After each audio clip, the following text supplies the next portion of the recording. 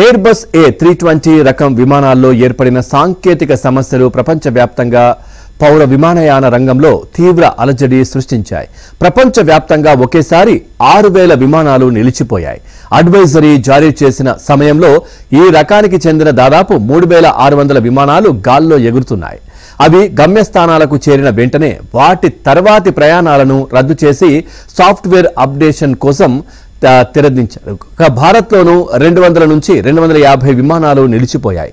దీంతో చాలా కంపెనీలు ప్రయాణాలను వాయిదా వేయటమో, రీషెడ్యూల్ చేయటమో, రద్దు చేయటమో చేశాయి. అయితే తమ విమానాల షెడ్యూళ్లలో ఏ మార్పు లేదని ఎయిర్ ఇండియా తెలిపింది.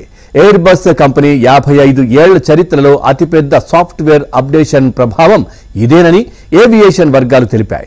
సాఫ్ట్వేర్ అప్డేట్ తర్వాత కూడా ఈ విమానాలను పూర్తిగా చెక్ చేసిన తర్వాతే వినియోగంలోకి తేవాలని DGCA ఆదేశాలు జారీ చేసింది.